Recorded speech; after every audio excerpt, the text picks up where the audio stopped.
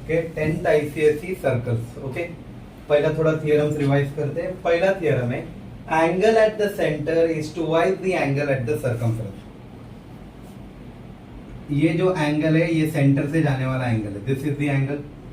Okay angle at the centre is twice the angle at the circumference, मतलब circumference पे जो angle बनता है यहां से, यही दो पॉइंट से बनता है, सेम पॉइंट से बनना चाहिए।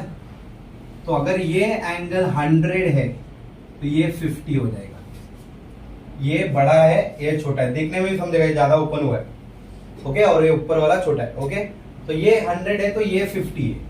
और एक बता दो, अगर तुम लोग को यहाँ पे 30 दिया है तो तुम लोग यहाँ पे 60 लिख देगा, सेंटर वाला एंगल पड़ा रहेगा। ओके याद रखना, तो उस रीजन देना angle at the centre is twice the angle at the circumference. किसी को डाउट? 30 60। ओके तो अगर यहाँ पे अगर उन लोग ने बोला 45 दिया, चलो 40 दिया तो ये हो जाएगा 20। Okay next, angle in the same segment of a circle are equal. ये सेगमेंट बोलता है इसको। ओके ये सेगमेंट से कोई भी एंगल बनता है, ये एंगल बना 30 डिग्री, कोई सेगमेंट से कोई भी एंगल सर्कमफ्रेंस पे टच कर रहा है वो सेम होगा। दोनों में डिफरेंस क्या है?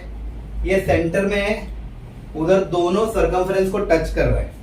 किधर भी जान दे ये दो सेगमेंट से, सबका वैल्यू सेम रहेगा।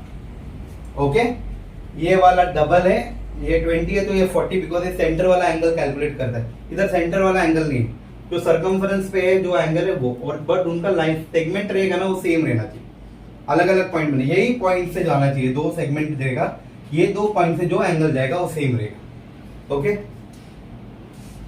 Next theorem, angle in a semi circle is always a right angle. Semi circle मतलब डायमीटर जो रहता है उसको सेमी सर्कल बोलेगा, सेंटर। ओके इसके अंदर जो एंगल मिलेगा, ओके सेंटर के इधर से ये पूरा पार्ट मेरा सेमी सर्कल है, हाफ ऊपर वाला। ओके इसके अंदर जो भी एंगल बनेगा ना वो हमेशा 90 डिग्री बनेगा।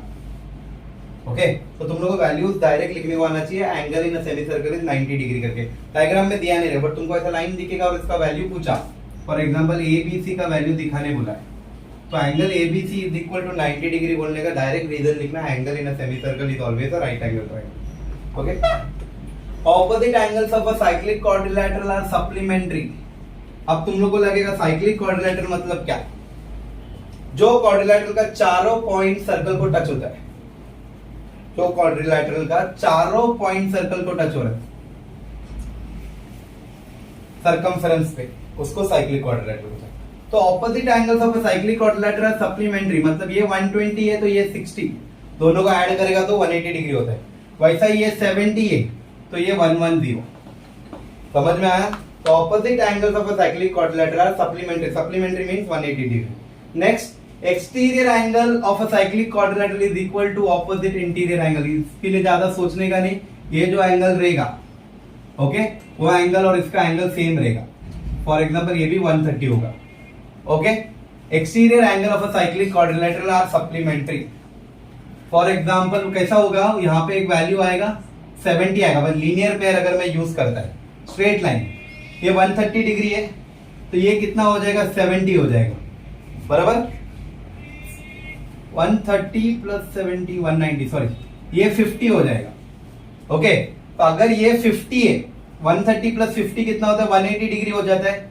बाद में यहाँ पे थियरम देख रहे हैं opposite angles are 180 degree supplementary, तो वैसे 130 प्लस 50 वापस 180 होने वाला है। तो ये जो एंगल है वही एंगल इधर आने वाला है। Got it? Next theorem, the line drawn from the centre to a tangent is always perpendicular. इसका मतलब है सेंटर से line drawn from the centre, ये सेंटर है, सेंटर से एक लाइन ड्रॉ हुआ ओके और यहाँ पे एक टैंजेंट है। ये टैंजेंट मतलब सर्कल पे एक पॉइंट पे कनेक्ट होता है, उसको टैंजेंट बोलते हैं। अगर सेंटर से टैंजेंट पे अगर लाइन ड्रॉ होता है कभी भी, वो that would be always 90 degree, that is perpendicular. ये टाइप कैसे यूज होता है? कभी कभी पाइथागोरस थ्योरम यूज करने के लिए होता है। तुमको टैंजेंट का वैल्यू दिया रहेगा, हाफ ऑफ में डिवाइड होएगा, यहाँ से रेडियस फाइंड करने बोलेगा, नहीं तो ये वाला साइड OQ फाइंड करने बोलेगा। समझ में आया मैंने क्या बोला? सेंटर से टैंजेंट पे कोई भी लाइन ड्रॉ होता है that would be always 90 degree. tangent drawn from an external point of a circle,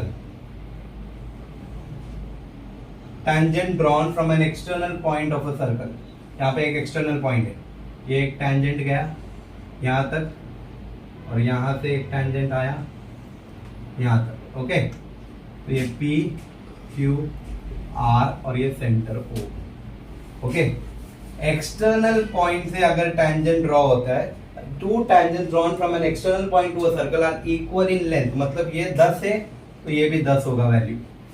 उन लोग ने PQ का वैल्यू 10 दिया रहेगा, RP ऑटोमेटिकली तुम लोग लिख सकते हो 10। रीजन देने का, to tangents drawn from an external point to a circle are equal in length, okay. Next, alternate segment theorem सबसे इंपॉर्टेंट थ्योरम है, तो जरा ध्यान देना ये थ्योरम में। ये एक सर्कल है, ओके, इसको सेगमेंट बोलते हैं, ओके। और यहां से एक टैंजेंट गया है, एक टैंजेंट और एक कॉर्ड है तुम लोग का पी क्यू, यहां पे मैंने दे दिया आर। एक टैंजेंट और एक कॉर्ड दिखा ऐसा, और एक सेगमेंट दिख रहा है ना, एक टैंजेंट और एक कॉर्ड दिखा, टैंजेंट और एक कॉर्ड दिखा, तो याद रखना ऑल्टरनेट सेगमेंट थ्योरम लेना, यूज करना है। फॉर एग्जाम्पल यहां पे अगर 70 डिग्री है, ओके, तो ये दो कॉर्ड से जो भी ऑपोजिट में कोई एंगल बनता है ऐसा, ये दो पॉइंट से जो ऑपोजिट में एंगल बनता है, ये दोनों नहीं, ये तो साथ साथ है ना, ऑपोजिट मतलब इसके सामने जो एंगल बनता है उसका वैल्यू भी सेम होगा। और एक बार समझाता हूं, टैंजेंट और एक कॉर्ड दिखा तुम लोग को, ऐसा डायग्राम दिखा और उसके अंदर कोई भी एंगल दिख रहा है ऐसा, ऑपोजिट साइड में अगर ये 120 है तो ये टैंजेंट के ऑपोजिट में जो एंगल है सामने, उसका वैल्यू भी सेम होगा 120 डिग्री। समझ में आया? टैंजेंट और कॉर्ड के ऑपोजिट में जो एंगल आता है दैट वुड बी इक्वल। ये एंगल नहीं रहेगा इक्वल, ये दोनों नहीं रहेगा, ऑपोजिट में ही देखना। तो यहां है ना, इधर से कैसा एरो करके देखना किधर है करके, तो अंदाजा आएगा ऑपोजिट में कौन सा एंगल आ रहा है करके, ओके। इंपॉर्टेंट है ये tangent segment theorem. Next two theorem, the last two theorem. Two chords of a circle intersect internally, then the product of the length of the segment are equal. Why side? Two chords intersect externally, then the product of the length of the segment are equal. अभी उसमें कैसा है देख, ये एक cord है AB और ये दूसरा कॉर्ड है CD, ओके। AB एक कॉर्ड है, दूसरा कॉर्ड है CD, ओके। तो जो कॉर्ड है उसका AP into BP is equal to CP into PD, AP into PB is equal to CP into PD। और एक बार समझा रहा हूं, AP into PB is equal to CP into PD। समझा? अगर उन लोग ने वैल्यू दिया रहेगा, ये 6 दिया रहेगा, ये 3 दिया रहेगा, ये 12 दिया रहेगा, तो उनको फाइंड करने बोलेगा CP।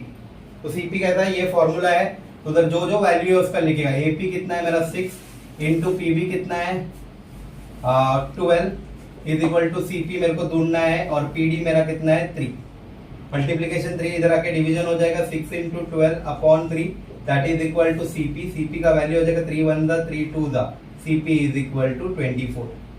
ऐसा क्वेश्चन आएगा। और यहाँ पे अभी एक्सटर्नली बोला ना, अभी ये कॉर्ड बाहर है, इधर से कॉर्ड गया एक्सटर्नल पॉइंट पे कनेक्ट हुआ, तो यहाँ पे AP इंटू PB मतलब पूरा इंटू बाहर का टुकड़ा, AP इंटू PB पूरा इंटू बाहर का जो कॉर्ड से एक्सटर्नल पॉइंट में जो बाहर का जो टुकड़ा है वो, वैसा ही CP इंटू DP। अपन समझा तो AP इंटू BP ये वाला इतना patch, CP into DP, okay. अगर इसमें भी ऐसा वैल्यू आएगा, यहाँ पे दिया रहेगा 10 5, ओके, और यहाँ पे दिया रहेगा 5, DP फाइंड करने बोलेगा, ओके। तो मेरा फॉर्मूला क्या है, AP into BP that is 10 into 5 is equal to CP कितना है नहीं पता, CP नहीं पता अपने को, DP कितना है, एक मिनट, यहाँ पे मेरे को वो लोग फुल वैल्यू फाइंड करने बोलेगा। ओके, AP का वैल्यू कितना है 10 प्लस 5 15, BP का वैल्यू इज 5, CP का वैल्यू मेरे को नहीं पता, CP वैसे ही रखा, और DP का वैल्यू कितना है 5, और उन लोग ने मेरे को बोला है CP फाइंड करने के लिए। तो मैं क्या करेगा 15 into 5 is equal to CP, multiplication 5 इधर आएगा, डिवीजन 5 हो जाएगा, 5 5 गया, CP इज इक्वल टू 15। और एक बार समझा रहा हूँ, पूरा इंटू बाहर का टुकड़ा, पूरा इंटू बाहर का टुकड़ा, that is AP into BP, CP into DP. उन लोग उसमें से कोई भी वैल्यू तुमको फाइंड करने बोलेगा तो उसके ऊपर क्वेश्चन में वैल्यूज दिया रहेगा, सब्स्टिट्यूट करो, मल्टीप्लीकेशन बाय इधर लेके आके डिवीजन करो, तुम लोग को सीपी का वैल्यू मिलेगा। ओके।